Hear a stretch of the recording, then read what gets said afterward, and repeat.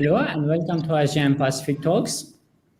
Our topics today is China, Pakistan, Afghanistan, and new geopolitics of South Asia. Since the United States and NATO withdrew from Afghanistan and the rise of China, Afghanistan, and its surrounding area, regions have started to gain geopolitical importance and once again becomes focal point of the world again. On the other hand, the important events continue to taking place in the region. Regional security and cooperation meetings and held intensively in the region. In this respect, Pakistan, China, and the new Afghanistan led by Taliban at the center of all these developments. In order to better understand the current situation and the background of these developments, today I'm going to ask the question my guest, who is closely following the region. My guest is Dr. Eram Ashraf. Dr. Eram Ashraf has a PhD in International Relations from Swansea University, UK, where she has also taught. Her current research interests are critical security studies, Pakistan-China relations, and gender. She has spoken on various platforms and written extensively on the aforementioned topics in various journals. Welcome, Dr. Eram. Thank you for joining me today. Thank you, Lokman. Thank you for calling me. Dr. Eram, can you tell us, please, in your observation, what kind of geopolitical map is emerging between China, Pakistan, and Afghanistan, and what will be the regional implication of this nexus or axis? Okay, so to begin with, one of the aspects of the recent events in Afghanistan is the fluidity of the situation. So there were expectations in the past couple of years that America will withdraw from the region. And then what is going to be the scenario afterwards? That was something that interested everyone in the neighboring regions, Pakistan in particular. Now, the impression was that the Afghan government would be in place, and the last information or intelligence reports that were coming were saying that maximum 3 months before the Afghan government can collapse as such. Those were the realities people were expecting. And given those realities, neighboring regions, in particular Pakistan and China, were then working towards, well, what's next? What's next? What's going to happen? And we found that China, since around 2016, started taking interest in terms of bringing forth dialogues between the Afghan government and the Pakistan government, try to play a role in terms of bringing different parties together.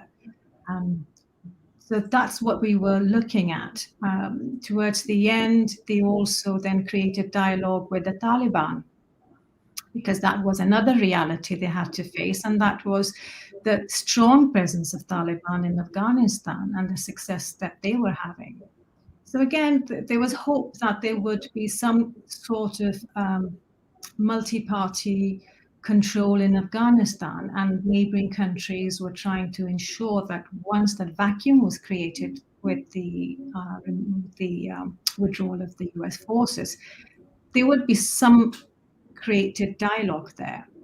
But what we found was that even before the complete withdrawal of the United States, we found that the Taliban forces were able to practically walk into Kabul. And that is a situation that many were not expecting. So we are finding people, neighboring countries, especially Pakistan, China, trying to bring some sort of inter-regional dialogue platforms, using different platforms such as the Shanghai Cooperation Organizations, and in the meantime, creating trilateral dialogues between different forces in Afghanistan and Pakistan to create some sort of stability. Because end of the day, that is what is being worked at, and that is stability in Afghanistan. because the neighbors, it's not just Afghanistan and the lives of Afghan civilians at stake. It is also the impact of an unstable, violent Afghanistan on its neighboring countries, who saw what happened when America had first withdrawn after the collapse of the Soviet Union, and there was civil war inside Afghanistan. So that's what we're seeing these actors trying to create some momentum to ensure stable Afghanistan going forward. And in this light, we see China in touch with various people in Afghanistan and in the region, such as involving Russia, Tajikistan, and the neighboring Kyrgyzstan countries, again, using Shanghai Cooperation, as I mentioned again. So that's what we're finding, neighboring countries trying desperately to ensure stability in Afghanistan and trying to work together before it all collapses again. Dr. Eram, when we're talking about the stability, I'm going to ask one question about the CPEC. Yeah. In your observation, what is the possibility for CPEC to extend into Afghanistan? If yes, what kind of implication will CPEC have on Afghanistan development and its geopolitical significance? One of the things that emerged towards once we found the United States bring forward their withdrawal from the region, from Afghanistan, was this approach from Pakistan that, we could help Afghanistan, their economy, the people, through CPEC. Because there was also initially in 2013, China had tried to introduce and bring Afghanistan into its BRI. And Ashraf Ghani and the government in Afghanistan had shown some interest, but it didn't come to anything. But then we find that Pakistan did encourage and still encourages, especially in terms of infrastructure road. So there is this talk about extending and connecting this road from Peshawar to Kabul. So, and somehow bringing it in. So because from Peshawar to Gwadar, that's the route that they take for the CPEC. So now that they were talking about, well, how about we link Peshawar to Kabul, and this way we can bring CPEC into it. So that's one way they are talking. They are talking about this. Again, we have to go back to the real situation, and the real situation in Afghanistan, it is very fluid. So at the moment, it is all talks and aspiration rather than reality. But for anything to take place, Afghanistan needs to be stable. And I think for the time being, that is what is being worked at. There are other projects also that involved Afghanistan. For example, with Pakistan, there was the QTTA, the Quadrilateral Traffic Transit Agreement. There was the Turkmenistan, Uzbekistan, Tajik and Afghanistan Park 500. There was the gas pipelines. I mean, there are various projects, but for all of them, they need stability in Afghanistan. And that was the biggest issue. Now, while the United States was over there, even then, the projects didn't really have the security backing because of rival factions and creating a situation of violence. So now how it will proceed and how these plans can come into action will have to be seen. And that's another thing that I want to come back to your first question, and what do you see? For all the narrative coming out of China in terms of looking at how America withdrew from Afghanistan and the collapse of the system, the reality is for the past 20 years, while United States Army was there and NATO allies were there, they provided security in the region to the point that afforded China the space to continue on its economic progress. So they could, in terms of security, their focus was more internal. They could work on it internally, dealing with the security situation. They didn't have to worry about Afghanistan in the same way that they were worrying about security situation in the 1990s, for example. So that had, in that sense, they are now, everybody is worried that now that there is a vacuum, are we going to go back to the 1990s time space of insecurity? So how is that going to work? So I'm going to one question about the role of Pakistan beyond Afghanistan. How do you see the Pakistan's role in China's relation with the Middle East and Gulf countries? In this respect, can Pakistan act as a bridge between China and the Islamic world due to its geographical proximity and close relation with China? What do you think about such an idea? I really like that question of yours. I really do, because it made me think. It made me think. That's interesting. Because the reality is, I'm sure you would know this, the China that is today is very different to the China that was in the 1960s and 70s. Even after the CCP took over and the formation of the present People's Republic of China, a lot of the Islamic countries such as Iran, Saudi Arabia, they didn't recognize China at all.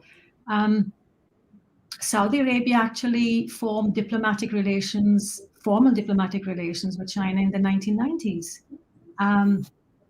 Iran even, I don't know if you're aware, but informal relations between Iran and Pakistan, Iran and China were because of Pakistan.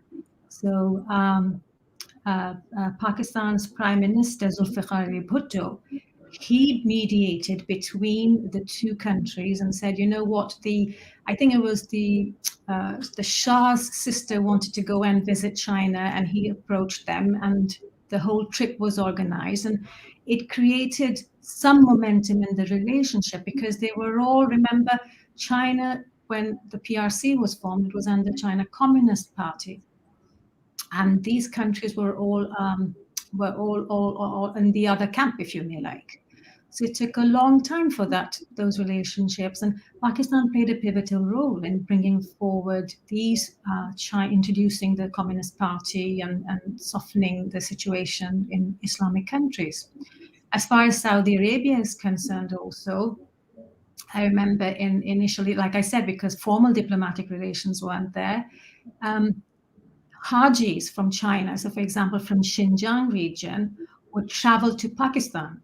And that's where they would be stationed, and that's where their visas would be processed. And then that's the station from where they would go to Saudi Arabia to do the Hajj. So it played a pivotal role. So I was just thinking from that question, well, would something like that be possible now? The reality is the Chinese government now has bilateral relations with both these countries, not just I'm talking about Saudi Arabia and Iran, but in reality, most Muslim countries on their own, they've got heavy investments. In particular, the Chinese desire for resources for energy, for example, means that they have established their own relations, and while in some circumstances they are more economic based than what China considers people to people, they're more economic based, but their relations are much better. So how could Pakistan now contribute? I mean, even going forward, if you take the biggest example that I can think of nowadays is what is happening in Xinjiang with the Uyghurs.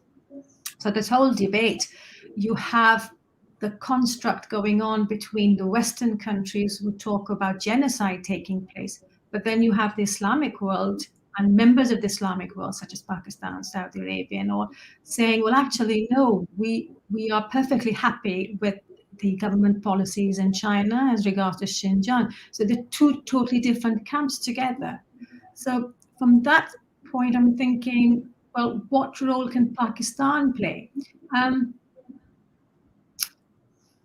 I find that, well, in terms of Afghanistan, we will see Pakistan and Pakistan's close proximity to Afghanistan and its interest in Afghanistan. And then, of course, CPEC. From that perspective, I can see they can try to encourage trade and create linkages.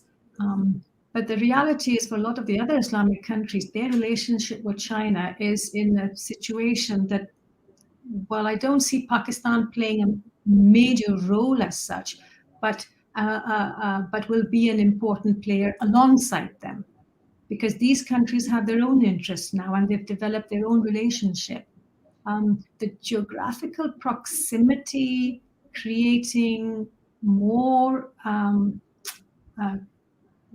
emphasis in this, I'm not sure. So, for example, if we take Gwadar ports, and this whole idea of connecting with Kashgar in China and the laying of the so-called pipelines that we still have to see to materialize, even the roads, building the roads and maintaining the roads is difficult. But this whole idea then of including Middle Eastern countries such as Saudi Arabia was involved. They were invited to join in CPEC, in Gwadar in particular. Other countries, Qatar and all, they're invited. So whether that part will be used to create further linkages between all these countries, it's difficult. That may happen. They may try to work through that. But I don't think Pakistan there's space for Pakistan to achieve that position it did in the early days, where literally it opened up China to the Muslim world and introduced it and developed relations. I don't see that happening because the world has now changed. I hope I answered that question. For me, it was an interesting question you asked because it made me think. Yeah. Thank you. Actually, this situation also depends to the stability in Afghanistan. That's why I'm going to ask my question about Afghanistan also. In terms of the future of Afghanistan and its relation with neighboring countries such as Pakistan and others, how do you evaluate the Taliban's coming to power again in Afghanistan after 20 years of wars? Yeah, the reality is they never left, Lokman. They never really left. They just had to wait, didn't they? They just waited and then gathered the forces. And then when the time was right, they were in the right place and the right time then. Now, for a lot of people, they are a military power. But I think towards the end, they also realized that they were able to, from what I've been reading, that they've been able to negotiate through their political settlements about going forward in terms of how they will take power within the country. I thought it was very interesting a couple of years ago to see linkages and dialogues between Iran and the Taliban, because historically their relationship was always strained in terms of Taliban's position related to the Shia population in Afghanistan. So then to see Iran trying to create this dialogue and have this relation, that was interesting. So it seems that perhaps over the 20 years, they did kind of understand that in order to have a strong presence, they need to have this dialogue and collaborate with other partners in running the country. And to a certain extent, that's what we saw. Again, the Taliban taking, I think even the Taliban are shocked at the state of affairs they experience with the withdrawal of the United States, because one of the things I just read an interview a journalist carried out in Kabul, and she interviewed members of the Taliban, some senior, some junior, and some of them were from suicide squads. So there was a taxi driver who was driving taxis in Dubai, but he had returned, and apparently he was also on the suicide mission. And they were all mourning the fact that no more fighting, but they accepted that now our bosses, our leaders, whatever they will say, they will do, and now they will rebuild Afghanistan. So I found that very interesting, that now the real battle for Taliban will start. The fighting was the easy bit. All they had to do was resist and remain. Now the real challenge will start for the Taliban, that how are they going to bring and have an inclusive government, and how they will proceed with ruling Afghanistan. So their real challenge begins now. And for this, I think they will need the assistance of neighboring countries, because end of the day, the neighboring countries have a stake. They do not want the exodus from Afghanistan into their countries. So countries such as Iran and Pakistan, they're already dealing with the Afghan refugees in their countries. They cannot afford to have more. They cannot afford to have instability. With Pakistan, for example, and China, of course, with CPEC, we find that a lot of these activities, the terrorist violence that was taking place, allegedly, well, not allegedly, accepted by TTP, that is the Tehreek-e-Taliban Pakistan, they can't afford that. So they need to know that there is stability, and the real challenge now exists, that the Taliban will have to prove themselves. We find if you observe what is being written by Chinese academics and in Chinese state media, even the narrative that is emerging, it is they are saying, the Taliban are saying there is no ETIM, that the ETIM, that is the East Turkestan Islamic Movement, the UN registered terrorist organization of concern for China, that they're no longer in Afghanistan, and that we made it hard for them, so they've withdrawn. So they're saying the good things, but can they deliver? Can they deliver? It's a big concern. So yes, everybody. The other thing that I wanted to mention here is the concern China has with, even though the Taliban has taken over and there is an interim government at the time, one of the hesitancy China has is that some of those members are on the designated terrorist list with sanctions. So for any government to proceed recognizing that is difficult. It's difficult, and it's problematic for the Chinese even. So they're waiting to see how these things will work out in the future. In these terms, also they need to assistance or help from neighboring countries. Yeah, so that is why they are working more towards humanitarian aid. It was interesting because in the Pakistan organized foreign ministers meeting that they had online, Wang Yi promised $30 million in humanitarian aid and medicines and food and supplies to Afghanistan. Yet when the foreign minister, the interim foreign minister of the Taliban was interviewed, he said, yes, I just spoke to them, and I spoke to I think it's the representative ambassador of China in Afghanistan.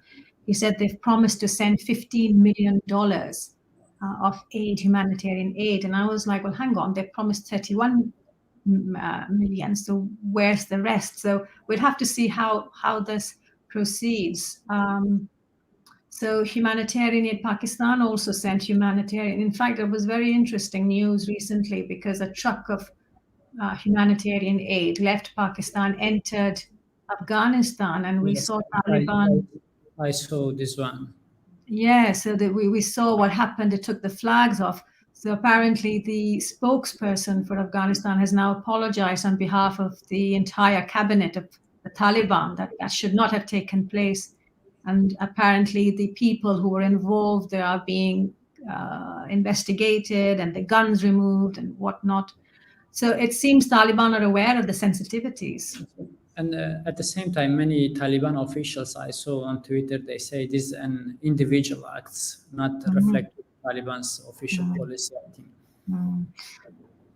Yeah, it's interesting, isn't it? Because the narrative, the global narrative, is that the Taliban are in power. That means somehow Pakistan is in control in Afghanistan, and Pakistan narrative is no, it's not. It's not the way they have come. We don't have that control. We may have some influence, but no, we don't have complete control over it. So it's very interesting to see these things. Yes, and Tensions. Adam, I'm going to ask one question again about the CPEC. When Mm-hmm. we're talking about the CPEC and the importance of the CPEC, many analysts and claim that the CPEC is a debt trap for Pakistan, while others say the CPEC contribute a lot to the Pakistan development. So, what do you think are the benefits and disadvantage of CPEC for Pakistan? Oh, it's a big topic you've touched on. Right. Well, as you know, CPEC actually, the whole idea of CPEC was as part of, part of China's Belt and Road initiatives. This whole idea that somehow China is now going to move out into the Western region, and they're going to bring funding, provide funding, make funding available for these projects. There's a paper written by an ambassador of Pakistan to China, and he was explaining, because you have to understand how these things work. So Pakistan would take these projects to China and say, look, we want these things in Pakistan and we need funding. So you decide what you want to choose, basically. But it would be Pakistan taking all these projects. And that's something we need to remember. Whilst China was ready to provide the funding, where the funding would go would depend on the country, Pakistan. So where Pakistan wanted those investments, so for example, in energy, Pakistan was energy starved. Load sheddings. Pakistan was experiencing load sheddings that was impacting its GDP. I mean, forget about security situation and violence. It was simple infrastructure deficiencies that they had and the lack of investments that was coming into the country.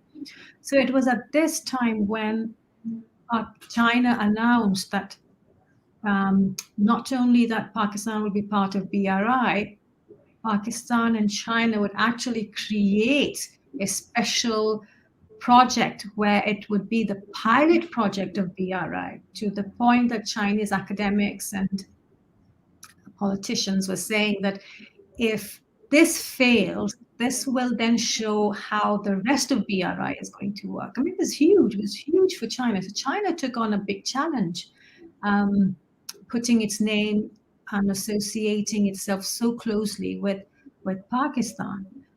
Yes, there were huge debts, because if you are going to make and desire infrastructure investments, then of course certain things would need to be done on loans, and therefore those debts were incurred. How they will proceed, again, it's dependent on Pakistan. One of the things you have to understand is that, and this is something I understood when I read about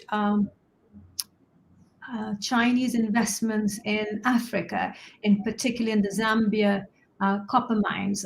It's a book written by Ching Kwon Lee, and she was investigating investments by China in projects in Africa, and how there was this huge outcry about the Chinese coming and creating and putting debt on these countries, and Chinese companies coming and giving loans using Chinese resources, and basically disaster for Africa. And she found, no, that's not true, because in her work, she found that it all depended on the country. China would provide the investments, but ultimately it was the countries themselves who were in control of where they wanted that investment. And it's the same with CPEC. So when initially CPEC was announced, it was announced under Nawaz Sharif government, and the figures that were coming out was initially 42 billion, then people were talking about 60 billion investment coming in. And of course, that created a lot of concerns. But then when Prime Minister Imran Khan came, the new government came, he came and we saw a sudden change in the language. All of a sudden, there were questions being raised. There was that famous interview, which is now, I don't know if you can find, the commerce advisor to Prime Minister Imran Khan. He turned around into one media and said a lot of decisions have been taken with CPEC, which are not to our advantage, or to advantage of China, so we will renegotiate. So there was a lot of that taking place. So from that point of view, there are concerns within China, within Pakistan, and people have tried to take control of it. The biggest problem for Pakistan at the moment is its circular debt in the energy, and that is an area where we find the maximum concern going forward with Chinese companies within Pakistan rather than any other area. It's the energy sector that we find. So initially, if you remember, the State Department's representative Alice Wells, she came and she said this is a debt disaster, it's a debt trap. And then we had people like I forgot his name, he came out, the finance minister at the time, and he goes, no, the debt, the CPEC debt is actually just 7% of Pakistan's total debt. That was his argument. But the reality is that it was still huge for a country such as Pakistan. But ultimately, we have to go and see that it's Pakistan which needs to restructure its own systems. It's not just China that it's very easy to blame China, but in reality, the investments that come from China, they aggravate already the infrastructural problems that are in place. So for example, the focus has always been on the production of energy, but the reality is a lot of the problems are regarding transmission of the electricity and distribution of it. So, these are infrastructure problems that need to be dealt. So in terms of saying that this is a debt, CPEC is a debt for Pakistan. Of course it is a debt. Of course Pakistan will have to pay it back. In fact, if you look at some of the narratives, some of the academics and politicians, Chinese politicians who were talking about CPEC in Pakistan, they were saying it to the Pakistani leaders. They said, you know what, this is not charity. Don't expect that the loans will be forgiven and somehow you won't have to pay them back. CPEC is a business deal, so negotiate deals as a business deal, and that's something that the leaders of Pakistan will have to remember. I was just reading about a UNDP report which has come out in recently, and they were talking about how CPEC actually is aggravating already unequal distributions of income inside the country, with the richer getting rich and using the CPEC to benefit them, whereas the poor are getting poor. That, for me, is a big concern, because ultimately it's the poor people of Pakistan which need the investments so that they can have a better future.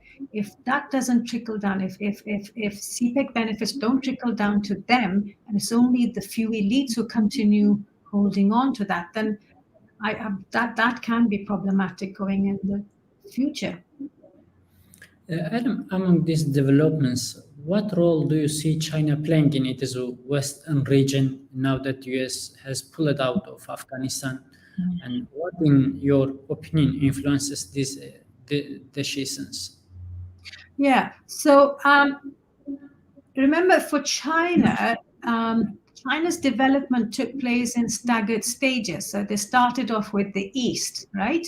So if you remember, it was the East Coast, and even now for China, it's the East Coast, which has more importance, because economically, they were the powerhouses that powered the economic success that we see of China, really.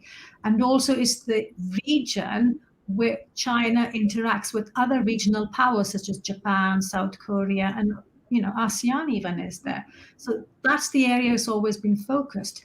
But in 1999, then China decided that the East had progressed enough, and they started this policy of, okay, now let's use that success and try to transform the internal areas. And they started that Great Western Development, so whereby the West would now be developed. So for me, even the Belt and Road Initiative going to Central Asia forward, that it has been part of that going further west, utilizing the success story of what we've done and transforming the other region.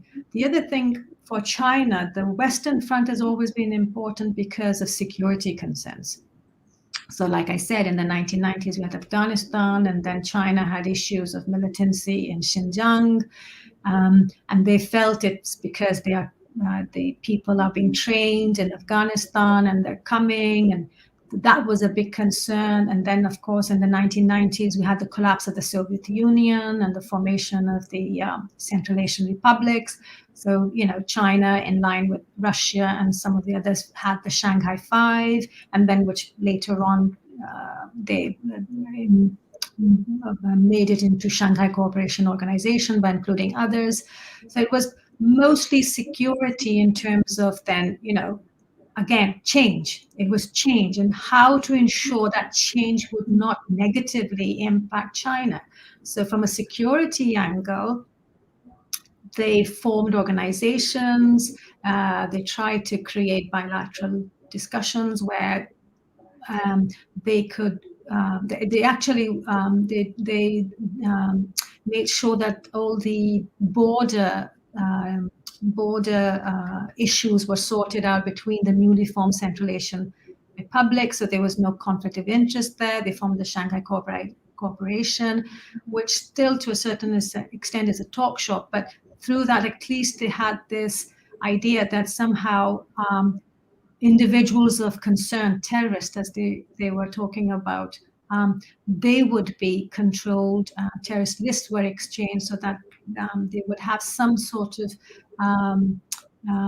promise from the Central Asian countries that they would not allow their territory to be used for that reason. So if you remember the three evils that China always spoke about, terrorism, extremism, terrorism, separatism. So that was the security mantra they used for the Shanghai Cooperation. I mean, the Shanghai Cooperation, again, it's not the same as the CSTO, which is the Russia-led Collective Security Treaty Organization, but still it allowed China some sort of security stability, while, let's face it, United States and NATO allies, whilst they were there in the 20 years in Afghanistan, then again provided that security to China again in terms of the quiet, some sort of stability on the Western Front. So that's what they were concerned about.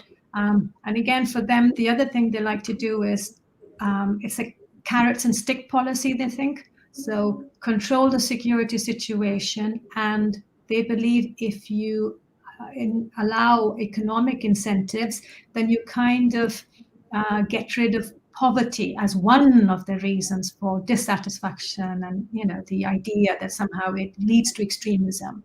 So that was another thing, another reason for them, and including economic incentives in that region.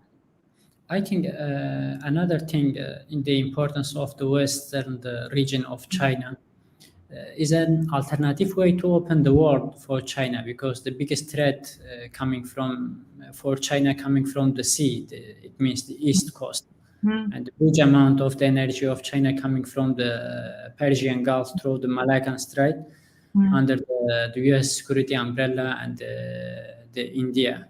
In what case, when they blockade, if any blockade, China can open through the maybe Pakistan or the Western Front. No, you're right. There are actually multiple reasons. There are multiple reasons you can find. So, like you said, it's alternative routes to the East Coast, to energy supplies. Yes. They also have the transnational freight rail that carries goods from China to even Europe. via Kazakhstan. In fact, that's one of the things that I was interested in when I read Foreign Minister Wang Yi. He was speaking about Taliban and their assurance about not allowing Afghanistan soil to be used against anti-China forces. He said, keep the borders open. He said to the neighbors also, keep the borders open, and then we will continue with the rail project. And I was like, what rail project is he talking about? And I looked into it, and it turns out there is a rail. Oh God, I forgot the name now. It's near Mazar-e-Sharif. It's a short border. So from Afghanistan, it goes into Uzbekistan, and then they have a train that goes all the way to Xinjiang through the Khyber Pass from that area. And I think it's been used 2 or 3 times, once from Afghanistan and twice maybe from China. So the borders were closed because of security concerns. So what they're saying is keep it open so we can send. So if there is this idea that somehow they can use whatever is out there to interconnect, that create this idea of transnational lines. But the other thing a lot of people also say in terms of BRI and China's move west is also economic. So for example, there's an economist, Michael Pettis, and I remember when Xi Jinping removed his time limit from his presidency, and he came on TV and he said, you know what, they had to do this because some of the changes China will now have to make are huge, and it needs a powerful leader. And if they don't remove the time limit, then it's going to be very difficult, because in China, they are very rich and powerful players which can destabilize any changes that have to be made. And I found that very interesting, because what he was saying is that China as an economy is a big economy. It's now middle income, even though it calls itself a developing economy. But now it needs to make the leap into a developed economy. And that's a huge leap. If they don't, then they will not be able to provide the success story. And when they talk about becoming a developed economy, a high-income economy, he was comparing China to Japan and South Korea in the region, because they need to make that leap. And for that, a lot of decisions will be made that will need implementation, and that's the only way going forward. So that was the other thing, because so forth the economic progress of China had been in the manufacturing sector. Now they want to focus on other areas, the service sector and other areas, moving away from the manufacturing. So infrastructure. So what do they do with all the infrastructure goods that they have? The steel and everything. So they said, well, they have an oversupply of these things. Let them get used by other areas in the region who are asking help in infrastructure building. There's a big demand in the country, in the world, and the global world, for infrastructure development. People need roads to be made,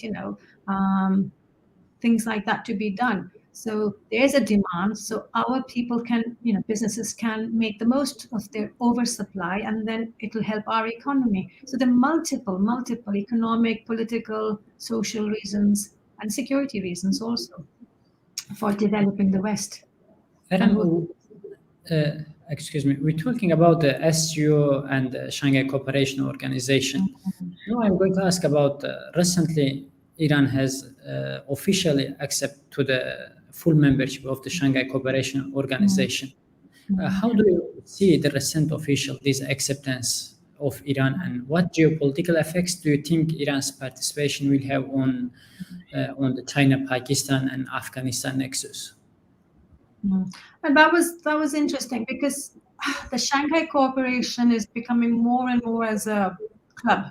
It's a club in the region. To be honest, Iran coming into it is almost natural because it's in the region. Let's face it, it's at the moment the Shanghai Cooperation Organization was Pakistan, it was China, Kazakhstan, Kyrgyzstan, Uzbekistan, the Central Asian countries, and Russia. Then Pakistan and India joined in.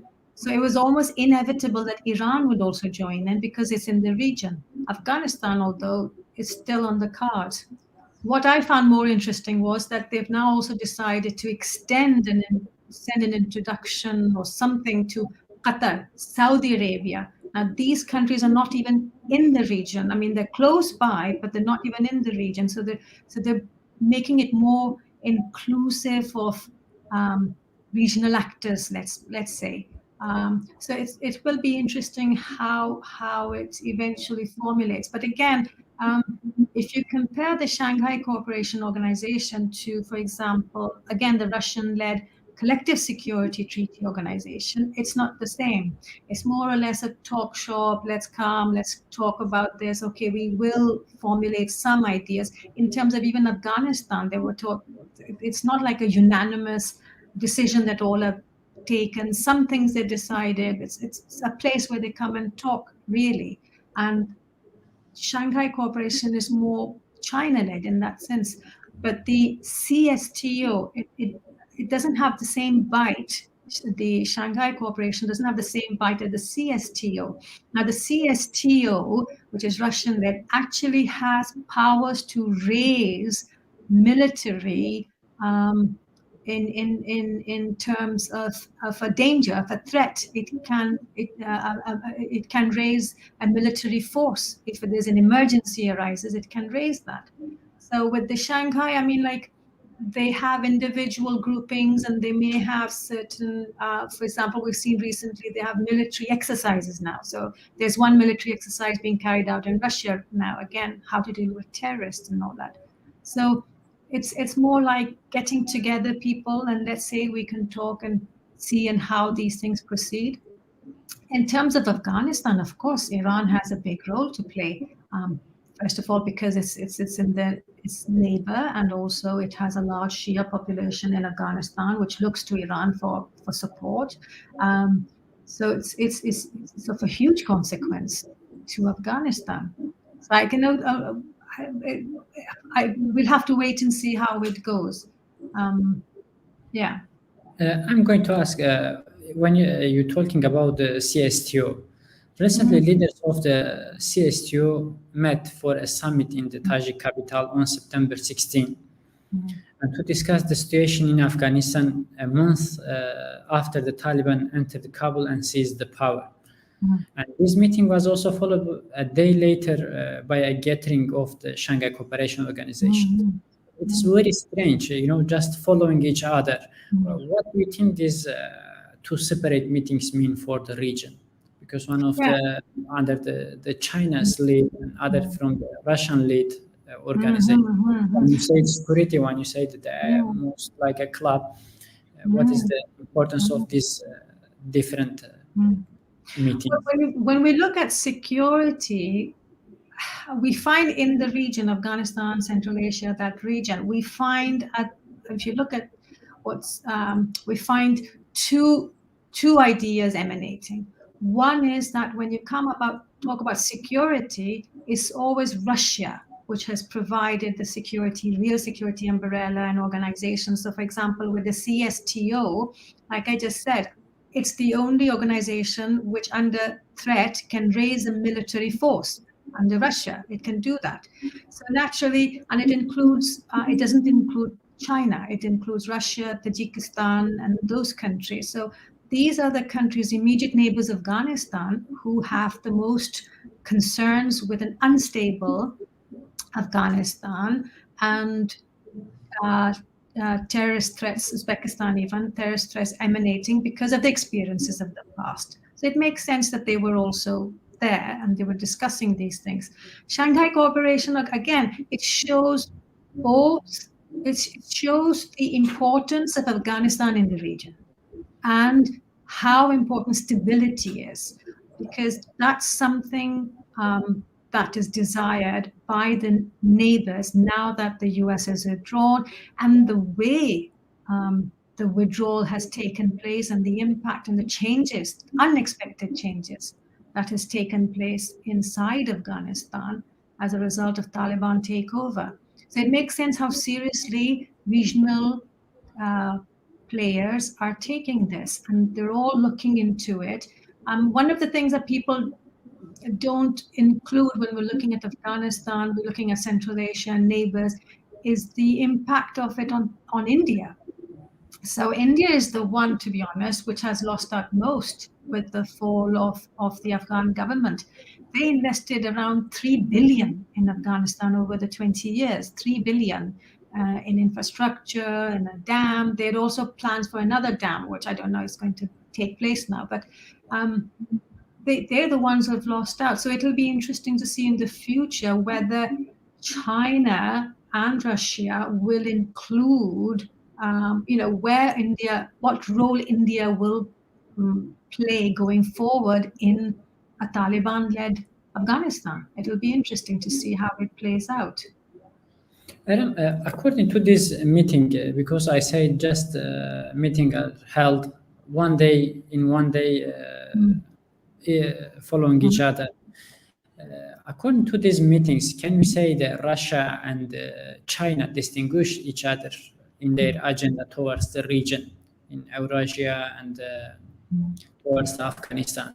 Can you say both countries has different agenda or distinguish it from each other? Yeah. No, you're right. I got distracted with others, but like I was going to say, the two things that have emerged over the years is that in the region, especially Central Asia, whilst Russia provides the security, it appears China provides the economic incentives. So it seems that they're reaching some sort of understanding in terms of, okay, so when it comes to security provision, Russia can take the lead. When it takes to economic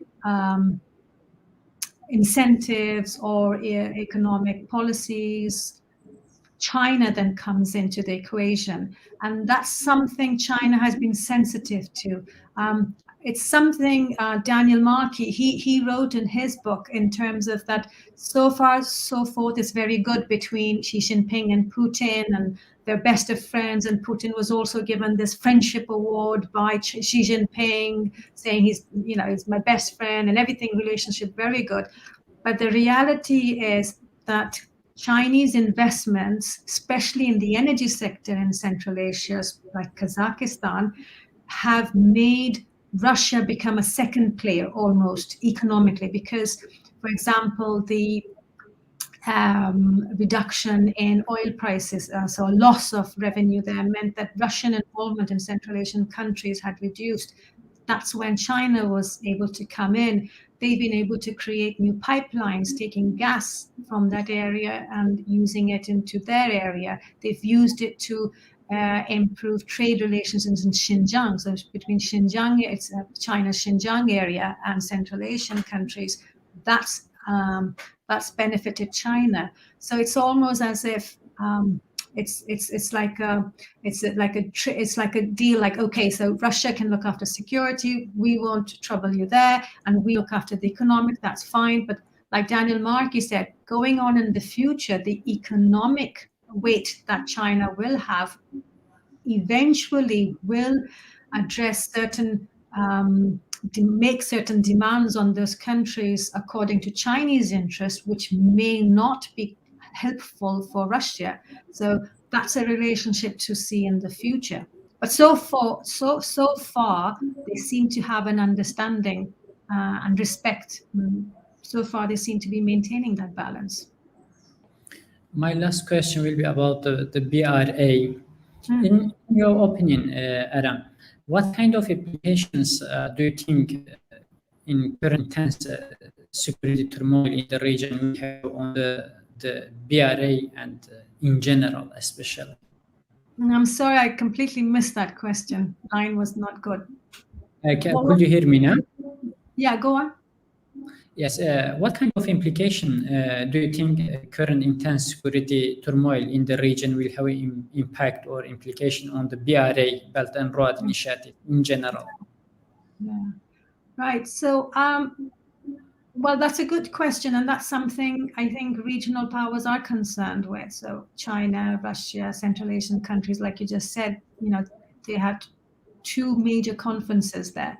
with the CSTO and the SCO, and they're talking about these things in the western side of the BRI. Remember, the BRI is a huge, it's got land and marine, Silk Roads as they call it. So we're talking about this, the China's western side. So there are concerns, but as BRI is not running through Afghanistan, if you may like it, it's kind of circumventing it.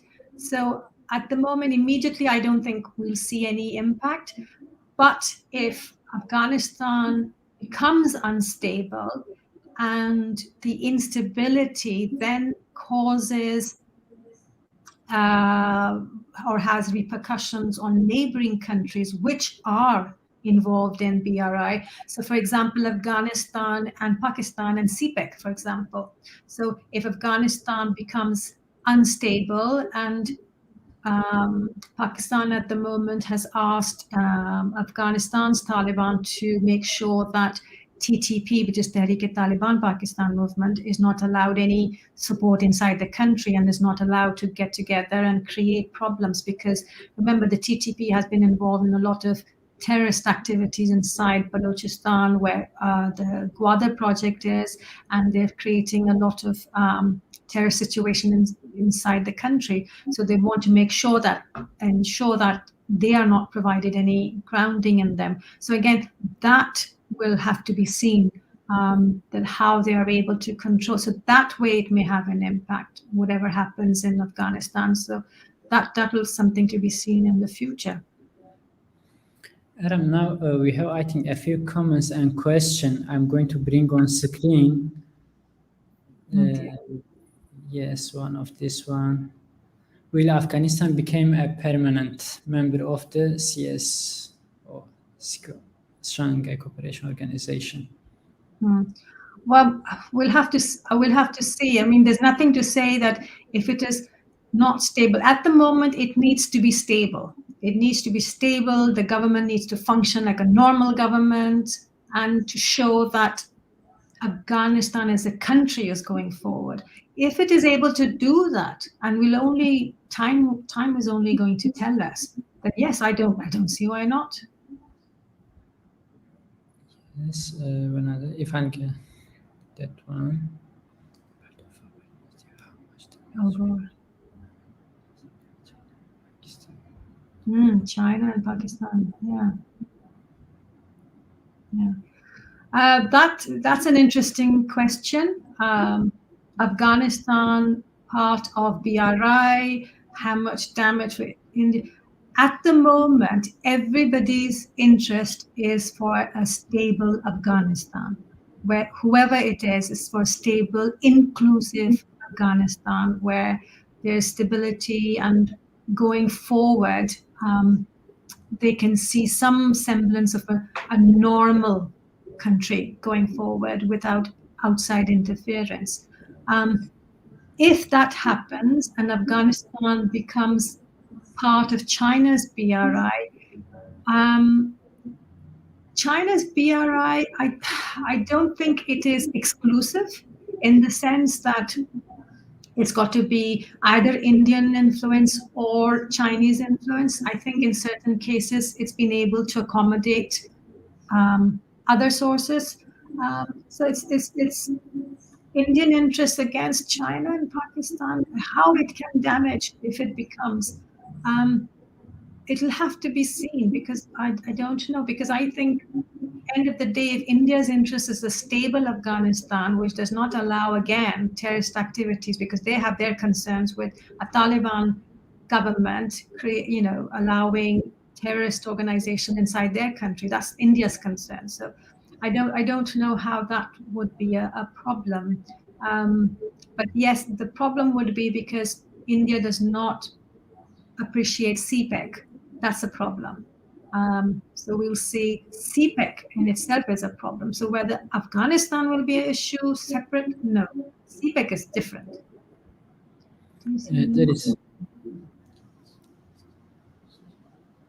Do you see a new Cold War era under the I know there's temptation, and there's a lot of talk about a new Cold War developing. But the reality, this is in the Chinese, the idea is that somehow during the Cold War, there were completely separate spheres of influence and alliances. We don't have that in the present time. We have tensions and stresses, but we still find, for example, I mean, just yesterday, Chinese banks were showing interest in buying US Treasury bills because they want to own some of the US debts, because for them, that's profitable going in the long run. Japanese and Chinese banks were interested in this. So the situation today is totally different. There are stresses and there are tensions, especially in the way these countries see each other. Yes, and in the way they see governance. So, for example, the Western world, they focus on democracy, transparency, accountability, and other countries like China seeing economic success. You know, they want economy to go forward, the countries to prosper, the people to prosper. So that's where we will find the most tension. I won't call it a new Cold War era, but I'll call it a new tension era. It's a new kind of tensions between Chinese and Russian dominated. There is an interesting comment coming from Zahid Khan. He said India in future will resign from the SQ. What's your takes? I think there is a lot of talk about why it is beneficial for India to remain within this regional collective group, because end of the day, it still allows a collective idea. It keeps India involved in what's happening in, for example, the Central Asian region. It keeps them involved. So I don't think India will resign. It's still beneficial for it to remain within this group and you know, be an important partner. There is also Dr. Jeremy Garlick here. I think he made one comment for this Zahid comments. He said Zahid true.